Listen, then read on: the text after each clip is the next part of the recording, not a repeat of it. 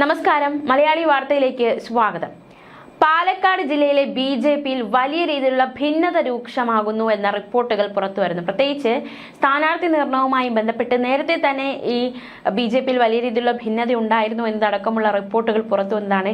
ഇപ്പോൾ ഇത് മറനീക്കി പുറത്തു വരികയാണോ എന്ന സംശയം ഉയർന്നു. സ്ഥാനാർത്ഥി പട്ടിക ഏകപക്ഷീയമായാണ് തയ്യാറാക്കിയതെന്ന് നഗരസഭാ മുൻ അധ്യക്ഷ പ്രമീള ശശിധരൻ പ്രതികരിച്ചിരിക്കുകയാണ്. ബിജെപി സംസ്ഥാന വൈസ് പ്രസിഡന്റ് ശ്രീ കൃഷ്ണകുമാർ സംഘടന പിടിക്കാൻ ശ്രമിക്കുകയാണ് എന്ന ഒരു പരാതി നേരത്തെ തന്നെ സംസ്ഥാന നേതൃത്വത്തെ അറിയിച്ചിട്ടുള്ളതാണ്. ഇപ്പോൾ സ്ഥാനാർത്ഥി പട്ടിക വന്നതോടെ അത്തരത്തിലൊരു വിമർശനം വീണ്ടും ശ്രീ കൃഷ്ണകുമാറിനെതിരെ പ്രത്യേകിച്ച് പ്രമീള ശശിധരൻ ഉന്നയിക്കുന്നതാണ് ഏറ്റവും ശ്രദ്ധേയം. സ്ഥാനാർത്ഥി പ്രഖ്യാപന കൺവെൻഷനിൽ ക്ഷണിച്ചിരുന്നില്ല എന്നും പ്രമീളയുടെ പരാതി. സ്വന്തം വാർഡിലെ സ്ഥാനാർത്ഥിയെ ഇന്നലെ വൈകിട്ടാണ് താൻ അറിയുന്നത്.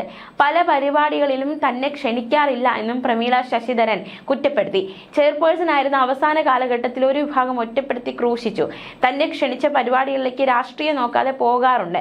രാഹുൽ മാങ്കൂട്ടത്തിൽ MLA-ക്കൊപ്പം വേദി പങ്കിട്ടത് അത്തരത്തിലാണെന്നും പ്രമീള കൂട്ടിച്ചേർത്തു. നമുക്കറിയാം, രാഹുൽ മാങ്കൂട്ടത്തിൽ MLA ആരോപണ വിധേയനായ ശേഷം അദ്ദേഹത്തിനെതിരെ BJP വലിയ രീതിയിലുള്ള പ്രതിഷേധം, അതുപോലെ തന്നെ രാഹുൽ മാങ്കൂട്ടത്തിലിനെ ഇങ്ങനെ ഒരു MLA ഞങ്ങൾക്ക് ആവശ്യമില്ല എന്ന നിലപാട് സ്വീകരിക്കുന്നു.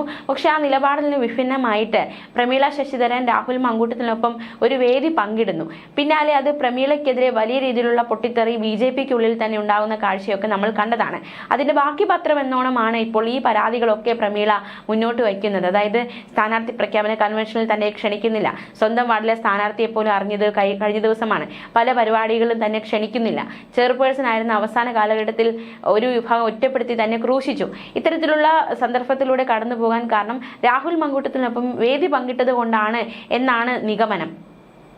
രാഹുൽ മാങ്കൂട്ടത്തിനൊപ്പം പ്രമീള വേദി പങ്കിട്ടത് BJP-ക്കുള്ളിൽ വലിയ ചർച്ചയായിരുന്നു. പ്രത്യേകിച്ച് BJP-ക്കുള്ളിൽ തന്നെ ഒരു വിഭാഗീയത. ഈ ഒരു ഇതിന് ശേഷം പ്രമീളയോട് വിശദീകരണം ചോദിക്കുന്നു. എന്തുകൊണ്ട് പങ്കെടുത്തു, രാഹുൽ മാങ്കൂട്ടത്തിനൊപ്പം വേദി പങ്കിട്ടു എന്നതടക്കമുള്ള ചോദ്യങ്ങൾ ഉയരുന്നു.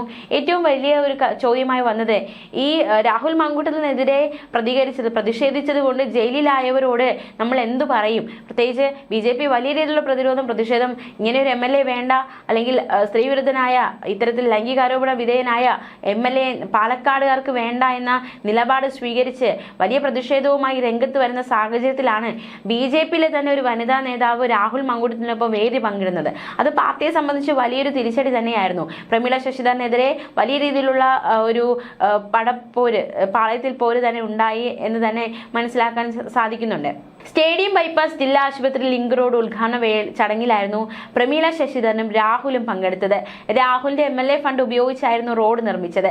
രാഹുലിനെ പൊതുപരിപാടിയിൽ പങ്കെടുപ്പിക്കില്ല എന്ന BJP-യുടെ നിലപാടിന് വിരുദ്ധമായിട്ടായിരുന്നു പ്രമീള ശശിധരൻ ഈ ഒരു പരിപാടിയിൽ പങ്കെടുത്തത്. എന്തായാലും തദ്ദേശ തിരഞ്ഞെടുപ്പ് അടുത്തിരിക്കെ, അല്ലെങ്കിൽ സ്ഥാനാർത്ഥി പട്ടിക വന്നിട്ട് പോലും പാലക്കാട് നഗരസഭയിൽ സ്ഥാനാർത്ഥി നിർണയത്തിൽ അല്ലെങ്കിൽ സ്ഥാനാർത്ഥി പട്ടിക വന്നതിന് പിന്നാലെ വലിയ രീതിയിലുള്ള ഭിന്നത ഉണ്ടായിരിക്കുന്നു. പോര് രൂക്ഷമാകുന്നു, പോര് മുറുകുന്നു എന്ന് തന്നെ നമുക്ക് മനസ്സിലാക്കാൻ സാധിക്കുന്നു. ഭൂരിഭാഗവും സംസ്ഥാന വൈസ് പ്രസിഡന്റ് ശ്രീ കൃഷ്ണകുമാർ പക്ഷത്തിന്റെ സ്ഥാനാർത്ഥികളാണ് എന്നാണ് മറുഭാഗത്തിന്റെ ആരോപണം.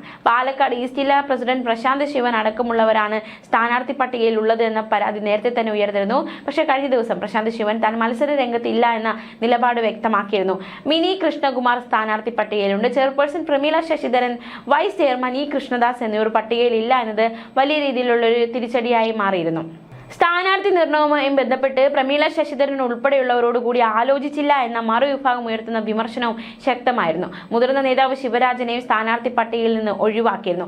നിലവിൽ പല സീറ്റുകളിലും തർക്കം ഉടലെടുത്തിരിക്കുകയാണ്. മാത്രമല്ല, സംഭവത്തിൽ സംസ്ഥാന നേതൃത്വത്തെ വിളിച്ച് ഒരു വിഭാഗം പരാതി പറഞ്ഞു എന്ന റിപ്പോർട്ടുകളും പുറത്തു വന്നു. പാലക്കാട് ജില്ലയുടെ ചാർജുള്ള KK അനീഷ് കുമാർ ഉൾപ്പെടെയുള്ളവർ ഇടപെട്ട് കഴിഞ്ഞിരുന്നു വിഷയത്തിൽ.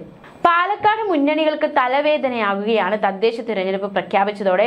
വലിയ രീതിയിലുള്ള വിഭാഗീയത, കൂറുമാറ്റം, പാർട്ടിക്കുള്ളിലെ പരസ്പരം ഒരു ഐക്യമില്ലായ്മയൊക്കെ പാർട്ടിക്ക് തിരിച്ചടിയാകുന്നു എന്ന് തന്നെയാണ് മനസ്സിലാക്കാൻ സാധിക്കുന്നത്. കടുത്ത വിഭാഗീയ പ്രശ്നങ്ങൾ പാലക്കാട് നഗരസഭയിൽ BJP-ക്ക് തിരിച്ചടി ഉണ്ടാക്കുമ്പോൾ V4 പട്ടാമ്പിയിലെ ഒരു വിഭാഗത്തിലെ കൂറുമാറ്റവും കൊഴിഞ്ഞാമ്പാറയിലെ വിഭാഗീയതയും LDF-ൽ പ്രതിസന്ധി സൃഷ്ടിച്ചിരിക്കുന്ന സാഹചര്യം കൂടി പാലക്കാട് നിന്നും കാണുകയുണ്ടായി. എന്തായാലും സീറ്റ് ചർച്ചകൾ പുരോഗമിക്കുന്നതിനിടയിൽ തന്നെ ഉണ്ടായ പ്രശ്നങ്ങൾ ഈ ഒരു പട്ടിക വന്നപ്പോൾ അത് വലിയ രീതിയിൽ രൂക്ഷമാകുന്നു എന്ന് തന്നെയാണ് നമുക്ക് മനസ്സിലാക്കാൻ സാധിക്കുന്നത്. ഗ്രാമപഞ്ചായത്തുകൾ, ബ്ലോക്ക് പഞ്ചായത്തുകൾ, നഗരസഭ, ജില്ലാ പഞ്ചായത്ത് എല്ലായിടത്തും സമഗ്രാധിപത്യമാണ് ഇടതുപക്ഷത്തിന് പാലക്കാട്. പക്ഷേ ഇത്തവണ എണ്ണം കൂട്ടാനാകുമെന്ന പ്രതീക്ഷയിലാണ് UDF. നഗരസഭ നിലനിർത്തുന്നതിനൊപ്പം 5 പഞ്ചായത്തുകൾ, എല്ലാ പഞ്ചായത്തിലും 1 അംഗം എന്നിവയാണ് BJPയുടെ ലക്ഷ്യം. എന്നാൽ വിഭാഗീയത, വിമത നീക്കം, കൂറുമാറ്റം എന്നിവ മുന്നണികളുടെ കണക്കുകൂട്ടലുകൾക്കപ്പുറം പ്രതിസന്ധി സൃഷ്ടിക്കുന്നുണ്ട്. BJP ഭരിക്കുന്ന ജില്ലയിലെ ഏക തദ്ദേശ സ്ഥാപനമാണ് പാലക്കാട് നഗരസഭ. നിലവിലെ ചെയർപേഴ്സണെ പുറത്താക്കണമെന്ന് പാർട്ടിയിലെ ഒരു വിഭാഗം ആവശ്യപ്പെട്ടതും മുൻ ചെയർപേഴ്സൺ പ്രിയ അജയൻ നേതൃത്വത്തിനെതിരെ ഫേസ്ബുക്ക് കുറിപ്പെഴുതി രാഷ്ട്രീയ ജീവിതം അവസാനിപ്പിച്ചെന്ന് പ്രഖ്യാപിച്ചതും വിഭാഗീയതയുടെ ഒടുവിലത്തെ ഉദാഹരണം. എന്നാൽ എല്ലാം മാധ്യമ സൃഷ്ടിയെന്നാണ് നേതൃത്വം പറയുന്നത്. UDF പിന്തുണയോടെ മത്സരിക്കാൻ തീരുമാനിച്ച കൊഴിഞ്ഞാമ്പാറയിലെ CPM വിമതർ പട്ടാമ്പി നഗരസഭയിൽ V4 പട്ടാമ്പി മുന്നണി വിട്ടത് നെല്ലായ, വല്ലപ്പുഴ, കിഴക്കഞ്ചേരി, വടക്കഞ്ചേരി പഞ്ചായത്തുകളിലെ CPMലെ വിഭാഗീയതയെ തുടർന്നാണ്. മണ്ണാർക്കാട്ടെ PK ശശിയുടെ നീക്കങ്ങൾ, UDFുമായി ചർച്ച നടത്തുന്ന സേവ് CPI, തലവേദനകൾ നിരവധിയായിരുന്നു LDFന്. ഇതൊന്നും തിരിച്ചടിയായില്ല എന്നാണ് നേതൃത്വത്തിന്റെ വിലയിരുത്തൽ. മാത്രമല്ല പാലക്കാട് നഗരസഭ ഇത്തവണ കോൺഗ്രസ് ഉറ്റുനോക്കുന്നുണ്ട്. പ്രത്യേകിച്ച് പാലക്കാട് നമുക്കറിയാം ഏത് സാഹചര്യത്തിൽ കൂടിയാണ് പാലക്കാട് കടന്നു പോകുന്നത്. നമുക്കറിയാം UDFനെ സംബന്ധിച്ച് വലിയൊരു വെല്ലുവിളി മുന്നിലുണ്ട്. രാഹുൽ മങ്കൂട്ടത്തിൽ MLAക്കെതിരെ ഉണ്ടായ ആരോപണങ്ങൾ അത് തിരഞ്ഞെടുപ്പിനെ ബാധിക്കുമോ, വിജയത്തെ ബാധിക്കുമോ, കോൺഗ്രസിന്റെ വിജയത്തെ ബാധിക്കുമോ, ബാധിക്കില്ലയോ എന്ന ചോദ്യത്തിന് ഉത്തരം കൂടിയാകും ഇവിടുത്തെ വിജയം. രാഹുൽ മാങ്കൂട്ടത്തിൽ MLAയുമായി ബന്ധപ്പെട്ട് ഉയർന്ന ആരോപണങ്ങൾ അത് ഈ ഒരു വോട്ടിനെ ബാധിക്കുമോ എന്ന ചോദ്യം, ആശങ്കയൊക്കെ നിലനിൽക്കുന്നു. അപ്പോൾ എന്തായാലും ഏവരും ഉറ്റുനോക്കുകയാണ്. വളരെ രാഷ്ട്രീയ പ്രാധാന്യമുള്ള ഒരിടം കൂടിയായി പാലക്കാട് മാറുകയാണ്. അപ്പോൾ അവിടുത്തെ ജയം ആർക്കാണ്, ആർക്കൊപ്പം ജനങ്ങൾ നിൽക്കുമെന്ന ചോദ്യവും കൂടി നിലവിൽ ഉയരുകയാണ്. സംസ്ഥാനത്ത് BJP ഭരണത്തിലേറിയ ആദ്യത്തെ നഗരസഭയാണ് പാലക്കാട്. 2015ലും 2020ലും ഉണ്ടായ ജയം ആവർത്തിച്ച് ഹാട്രിക് നേടുകയാണ് ഇക്കുറി BJPയുടെ ലക്ഷ്യം. എങ്ങനെയും അധികാരം തിരികെ പിടിക്കാൻ കച്ചമുറുക്കുകയാണ് UDF. കരുത്ത് കാട്ടാനുള്ള തന്ത്രങ്ങളുമായി LDFും പോരാട്ടത്തിന് ഒരുങ്ങിക്കഴിഞ്ഞു. 2020ൽ ആകെയുള്ള 52 സീറ്റിൽ 28 എണ്ണം നേടിയാണ് BJP ഭരണത്തിലെത്തിയത്. 2015ൽ 24 സീറ്റുകളായിരുന്നു. ഇക്കുറി 10 വർഷത്തെ വികസനം ചർച്ചയാക്കി ഹാട്രിക് ജയം നേടാമെന്ന പ്രതീക്ഷയിലാണ് BJP. പക്ഷേ പാളയത്തിൽ പട വെല്ലുവിളി തന്നെ സൃഷ്ടിക്കുകയാണ്. എന്തായാലും BJPയിലെ വിള്ളലും പ്രതിപക്ഷം എന്ന നിലയിലുള്ള പ്രകടനവും വീണ്ടും ഭരണത്തിലേറാൻ സഹായിക്കുമെന്ന കണക്കുകൂട്ടലിൽ UDFും ഉണ്ട്. എന്തായാലും ആർക്കൊപ്പം ജയമുണ്ടാകും, ആര് വാഴും, ആര് വീഴും, ഇനി ദിവസങ്ങൾ കാത്തിരിക്കേണ്ടിയിരിക്കുന്നു. രാഹുൽ വിവാദമൊക്കെ ബാധിക്കുമോ ചോദ്യങ്ങൾ ബാക്കിയാവുകയാണ്. ന്യൂസ് ഡെസ്ക് മലയാളി വാർത്ത.